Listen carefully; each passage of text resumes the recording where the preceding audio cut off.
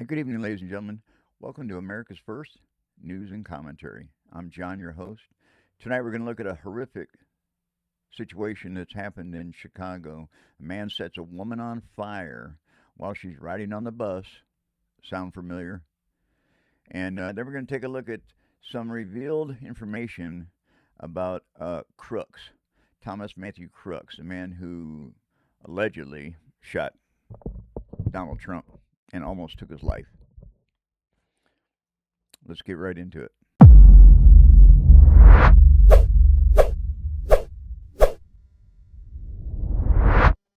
Now, Judy and Ravi, at that first court appearance, Lawrence Reed immediately began by saying, "I plead guilty," several times, at one point telling the judge he didn't want to talk to her before asking about his charges. 50-year-old Lawrence Reed facing federal charges tonight. Prosecutors accuse Reed of executing an act of terrorism on a mass transportation system. The U.S. Attorney's Office detailing an alleged unprovoked and violent attack on a 26-year-old woman who was riding a CTA Blue Line train Monday night. This young woman was on her phone, going through her phone, minding her business, when Mr. Reed approached her and began throwing gasoline on her. The criminal complaint included these still images from CTA surveillance video showing Reed approaching the victim. The woman had her back towards him when court documents state Reed took the cap off a bottle, poured liquid on the victim. Doesn't this look all too familiar to South Carolina or Charlotte, North Carolina, just a couple months ago, when they let a man who'd been incarcerated and arrested over 14 times, most of them for violent assaults, violent felonies, in Charlotte, pulled out a knife and stabbed a young woman in the neck, in the throat. He was sitting behind her, just jumped up, pulled his knife out, and just stood up and lashed out. And continued repeatedly saying, "I got that white woman. I got that white girl." All too familiar. These people are sheltered and coddled by this left lunatics, in this case, Mayor Brandon Johnson. The U.S. Attorney's Office says the victim ran away, but Reed caught up to her and ignited the bottle and used that to light her on fire. The surveillance video is difficult to watch and is very disturbing, as a young woman was set ablaze and tried to put herself out while other passengers got out of the way or watched. The investigation found Reed bought gas at a Chicago gas station, filling up a handheld container 20 minutes before the attack. This is an individual with a very long... Just filled up a bottle of gasoline? Is that what he was doing? Is that he just woke up or got up and said, "Well, it's time to go out and stretch my legs. I think I'll go set somebody on fire"? Is that the kind of thing that really went through this guy's head? Long and extensive criminal history on the state side. These are incredibly serious charges, and this is a case that now needs to be handled federally. The Bureau of Alcohol, Tobacco, and Firearms and Explosives confirming Reed is the same person who was charged with aggravated arson after setting fire to the wall at the Thompson Center in 2020. The woman who was attacked is still in critical condition. The U.S. Attorney's Office says this federal charge carries a punishment of a life sentence. Reed is due back in court on Friday. Everyone, here at City Hall, an unknown individual attempted to start a fire outside of the building. Security camera footage shows this individual set fire to the outside of the building before fleeing the area. Thankfully, the fire did not spread beyond the initial flame, and a CPD officer was on duty to monitor the situation. While we do not know the motives of this attempted arson, it goes without saying that this type of violence has no place in our politics. While we may have strong disagreements on various issues, there is never any acceptable use of violence in a democracy. This is an active criminal investigation, and we will provide updates as they become available. I would also like to speak briefly about the news over the weekend that the Texas National Guard, those troops are withdrawing from the state of Illinois. This withdrawal represents an unconditional surrender. An unconditional surrender? Is that what this represents? Maybe this means like an unconditional relief of any security and safety factor, any safety margin on your streets in Chicago. Certainly, he didn't surrender. Who surrendered? By the Trump administration. Hmm. But more than that, it represents a massive waste of taxpayer dollars. You think that young lady, you think that lady's parents, her family, believes that? Do you think they feel that way? About let's run ICE out of here. Let's run the safety people. Let's run the people out of the city who are here to do nothing but make the city streets safer. And we know it works because they did the complete Washington, D.C. And they've done several different cities, Tennessee. The troops sat idle for more than 6 weeks, doing nothing to make our city safer. They have literally arrested over 5,000 people in 6 weeks. And that is while totally combating this arrogant piece of S and the people who constantly were trying to block them, barricade them, sabotage them, jump them, attack them, assault them, every way you can possibly think of. Judges who in this neighborhood continue to block them every way they turn, every which way they turn. It's disgusting. Mayor Brandon Johnson is disgusting. You think this lady feels that that's a true statement? I wonder how she feels about it. The estimated cost of these types of National Guard deployments are in the hundreds of millions of dollars. They're nothing compared to what you have thrown away and spent on illegal aliens, you moronic imbecile. Nothing. He has wasted millions and millions of dollars on these illegal aliens, protecting them, coddling them, putting them in the community so he could say one day, oh, they're after the blacks. Do you know, I'm not even going to pull up how many times the people in the neighborhood have called him out on his BS. It is not lost on us that as we work through our budget proposal and Guard troops comes on the heels of the news that Now, Judy and Ravi, at that first court appearance, Lawrence Reed immediately began by saying, I plead guilty several times, at one point telling the judge he didn't want to talk to her before asking about his charges. Developing tonight, disagreement over how to honor a fallen Chicago police officer. Enrique Martinez's funeral is Monday, and his loved ones are asking the mayor not to attend, but he says he's going anyway. Our Jermont Terry shares the perspective from one of Martinez's family friends tonight. Jermont? Joe and Erica, as the city prepares to honor Officer Martinez, who was killed while on duty, his family, through representatives, making it very clear that the man leading the city should not step foot into the services. Standing outside the 8th Police District, members of the FOP and close friends of fallen CPD officer Enrique Martinez spoke out in solidarity. The FOP is a fraternal order of police. I just want to make sure we got that straight. Ricky and this officer was obviously shot in the line of duty just a week ago, something like that. Enrique Martinez's family called me up this evening and said they could not do this. They definitely do not want the mayor at any of the functions for Enrique. Plain and simple. They are here relaying a message from the family directly to Mayor Brandon Johnson. Martinez's family says the mayor's policy for public safety placed Martinez and many Chicago officers in harm's way. Change the policies that put them at risk. The mayor honored the wishes of Officer Louise Weska's family earlier this year and did not attend the funeral services. Weska's mother here making sure Martinez's family doesn't endure the back and forth frustration she says she went through with the mayor's office during her grief. If the mayor really wants to honor, in this case, Enrique Martinez's family, he must respect the Martinez family wishes. Yet the mayor's office saying he will attend, and a statement saying in part, the mayor of Chicago will attend all honors funeral services for every police officer, firefighter, or EMT who loses their life in the line of duty. That's how much he respects the family of this officer.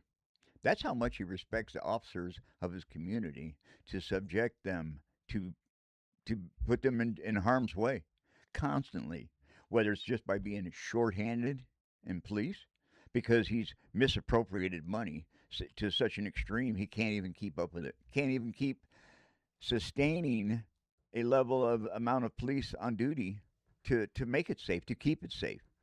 He can't even get the officers behind him to help cover it because they know what he's done, and they know what he's done. He is such a disgrace for all Chicagoans and everybody who has anything to do with law enforcement to think that this man does not have your back, and he doesn't care about you unless you're an illegal alien.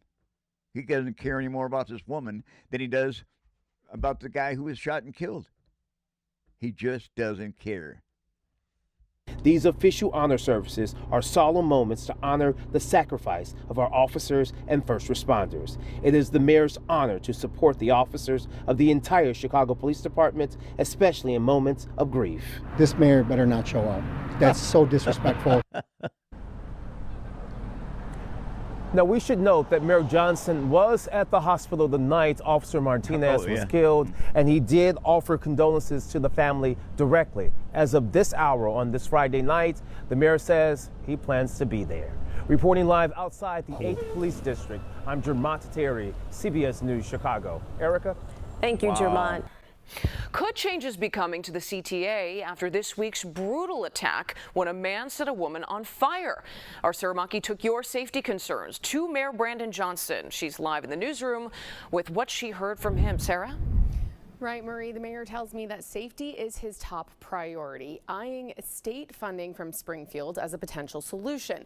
That money is supposed to come through in a year. The mayor now asking the state to expedite that process. This is an absolute failure of our criminal justice as well as our mental health institutions. Speaking one day after federal authorities charged Lawrence Reed with a terroristic attack on mass transit, Mayor Brandon Johnson said they are eyeing changes to address housing and mental health. How will you specifically be? That when we ask for specifics, he stopped short of committing to more visible police on the CTA. Because he's not going to commit to more police on the transit. He's not going to commit. He doesn't believe in that. That money is slated for illegal aliens. That money is paying for these kind of nutbags to roam around the streets, not to put them away, not to keep them off the streets. We're unhoused users writing for short-term shelter. I think it's too early to speculate like what that absolutely looks like. But again, the funding from Springfield is the most important thing. Without that funding, then none of this will be visibilized. Lawrence Reed has a long criminal history, including about 50 arrests over the past 3 decades. 50? I thought it was 22. My bad. 50? And he's still walking around setting people on fire? We showed you this summer how the CTA bans passengers from their property, circulating a bulletin with their photo and details, information that is shared with CTA employees, contracted security firms, and Chicago police. But CTA employees tell us they never took such actions against Reed, who did previously plead guilty in January 2020 to breaking the windows on an O'Hare Blue Line train and was sentenced to 2 years probation for that crime.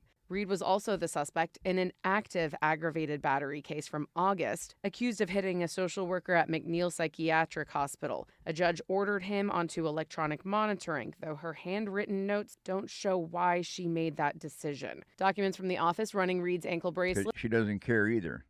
That's why. Cannabis tracking, aggravated meth manufacturing, drug trafficking, manufacturing, delivery cannabis, manufacturing, delivery controlled substance, possession of cannabis. Let's show there were more than 2,200 defendants on electronic monitoring earlier this month. Reed was one of the 176 with aggravated battery as the reason. But the arson happened on a day that Reed was required to be at a Fuller Park home.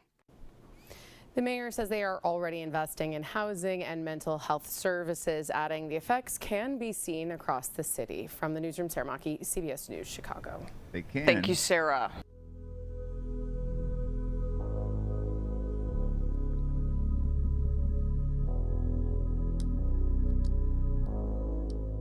Why does Chicago have the highest murder rate of all the big cities? Well, We are not in the top 30 in terms of our murder rate. Indeed, well, our murder rate it has been cut in half over the last 4 years, and every year it's gone down by double digits. And if you look at all of the violent crime over the last 4 years, here's a map. They've all gone down. U.S. cities, 17.47 per 100,000 population. Chicago is number one over Philadelphia, Houston, Dallas, San Antonio, Phoenix, Los Angeles, New York, and San Diego. What I'm explaining to you is you're when talking you want to about fight violent crime. Look, you can pull statistics up. No, I can these are too. murders. I'm explaining to you that our murder rate has been cut in half. And very importantly, Brett, and you got to hear this, very importantly, we've been doing the things that are necessary to bring crime down. Really, nigga? Right? Really? We've invested in community violence interruption. We've invested in police. I've added more state police than any governor in quite a long time. It's very important that we do both of those things and more to invest in our communities so that we bring crime down. We're doing that. You know who's doing the opposite? Donald Trump. That's not what we need. Oh, you got to deflect? Oh. Look at this. Look at this. Pivot to Trump like clockwise. CPS and Chicago police are investigating after a mother and children were attacked by students. Community members and parents are outraged as the video was posted to social media. Winnie George is in the newsroom with more on the response. Winnie? Good morning. Well, several people showed up to Orville Bright Public School Tuesday in support of the mother and her children. They are demanding accountability, saying those involved deserve consequences. Absolutely, just gut-wrenching. It's appalling. Mayor Brandon Johnson is frustrated after watching this viral social media video. It's caught the attention of those out of state. A Chicago mom, 33-year-old Corshonda Hatter, and her two children were attacked by students in the South Deering neighborhood near Orville Bright School. We want to make sure that those individuals who are involved in this brutal attack, that there is accountability. But there's also something very disturbing about children carrying out such a violent act. There's clearly a need for some intervention there as well. It was here Monday afternoon near 106th and South Bensley. A normal walk from home turned chaotic. At one point, Hatter and her kid ended up on the ground. They were literally waiting the way we walk home just to jump all of us. So now we waiting? Just to jump all of us.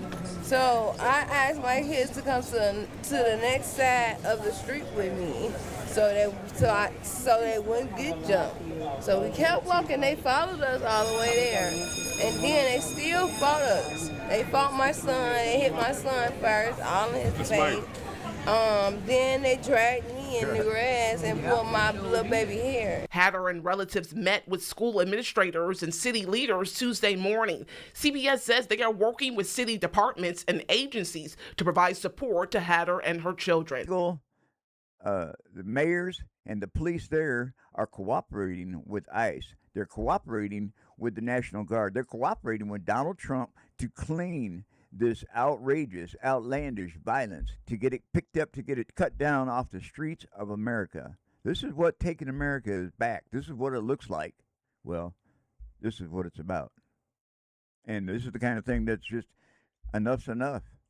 Enough's enough. And Brandon Johnson and JB Pritzker will do anything to get people to believe that this is not happening every day in their city. And it is happening every day in their city. And now, strangely enough, people are using their cell phones. They're recording, and they are this is being brought to light because of all of this work going on by ICE, cleaning the streets up going on by the Trump administration. The threats of the National Guard coming in and cleaning up these streets. That's what is bringing all this up to light, because people are now standing up to it. They know enough is enough, especially in Chicago. They have put up with enough of this BS from Brandon Johnson and Mayor Pritzker. And you know what? When are you going to learn? When are the people of Chicago going to learn to quit electing these morons, these people, into their office? Is that a black thing? Because Brandon Johnson sure makes it look like a black thing. He's the racist, one of the most racist people in the country. It's insane. Next to Hofstad's from The View, There's quite a few people out here who are super racist. Karen Bass over in Los Angeles, they're all insane. They're all insane. And they don't care about the community. They don't care about the public. They don't care about the streets of Chicago. And this is the living proof. This is the living proof. It's like you got this maniac set this woman on fire, and I was wrong. He was arrested over 50 times in 3 decades. 50 times. I thought I'd been arrested a lot. I was arrested 6 times in 60 years, and 4 of them were for DUIs. Yeah. This guy's been arrested 50 times. Oh, my God. Mayor Johnson is a piece of shit. But many parents and community members say bullying seems to be an ongoing issue in the community, and the help that's needed is crucial. Yeah. It's been an ongoing thing in this community, and the parents don't. And an ongoing thing in this community. Here, these people, and where are these people at? Are they just not showing up when it comes to talking about ICE? Are they defending all the illegals then? And now they're not because they're getting their ass beat. Is that what's going on? I mean, I really don't know. I don't live in Chicago, but I know when I see BS, when I can call it out. Don't take accountability for nothing their kids do. If my kids was out here being messy, I'm gonna come out here and I'm gonna let it be known. And she's gonna come out here and let it be known. And there you have it. Brandon Johnson and JB Pritzker are disgrace. Running into the ground, one of the largest cities in the country. Used to be a great city. I know it. Leave your comments down in the comment section. Let me know what you think. Hit that like and subscribe button. We'll catch you in the next one.